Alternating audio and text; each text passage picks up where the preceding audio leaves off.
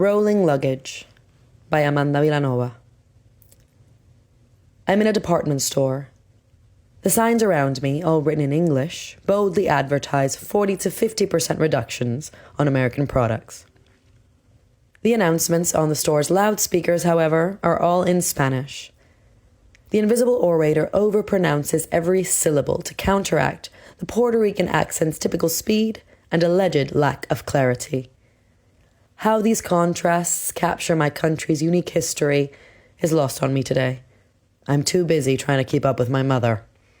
She walks ahead of me, as usual. For most of my life, she's been leading the way with her swinging hips everywhere from parents' evenings and family outings to shopping trips and big decisions. She knows exactly where we're headed, as she weaves through shoppers who wear shorts, flip-flops and jackets, because it's boiling hot outside, but the air conditioner in the mall is always a tad too cold. My mother stops in the middle of the corridor, pops a hip, and points. These are the ones, she says. In front of us, poised on a plastic stand, are 4 matching rectangular boxes with wheels. Each metallic pink trunk shines under the store's LED lights. I grab a carry-on size suitcase, push the button on the handle, pull it up, and swivel, enjoying the seamless 360-degree turn. I run my hands down its hard shell, then knock on it twice to hear its hollow strength. I imagine myself conquering the big smoke with one of these trailing behind me. Nana, you'll look like a princess walking around with these. You must be ready.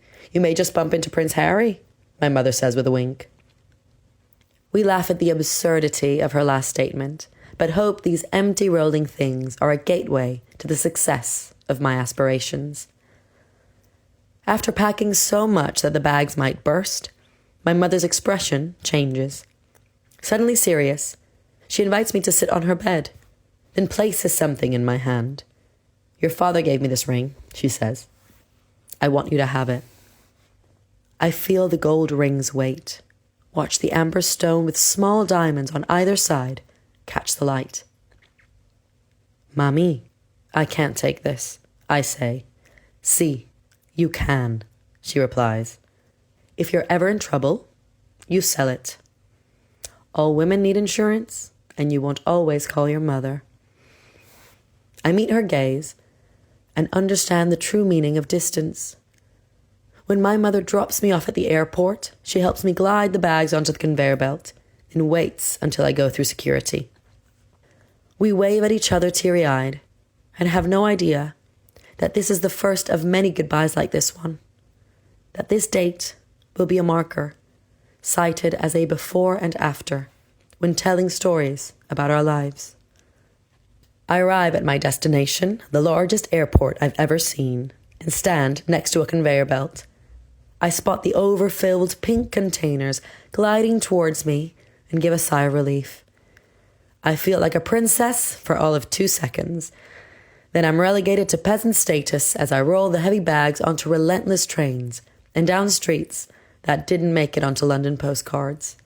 I pray that the room I've rented via a random website exists. I pray that the days to come will favor me. I pray that the weight of the amber ring on my finger won't have to disappear. When I finally unpack, the suitcases turn into empty wonders, all potential, like first days in new places. Over the years, I will refill the bags and drag them from house to house. I will drop them down staircases, transporting props for my first show. I will watch them rolled along by those who become friends, good enough to aid me. I will load them onto buses, trains, and airplanes. They will be laughed at and praised by my future companion. Their wheels will twist along Southeast London streets I never knew existed, but are now my preferred haunts. They will survive changes, hits, and bumps with style. The bags remain with me almost 10 years on from my arrival.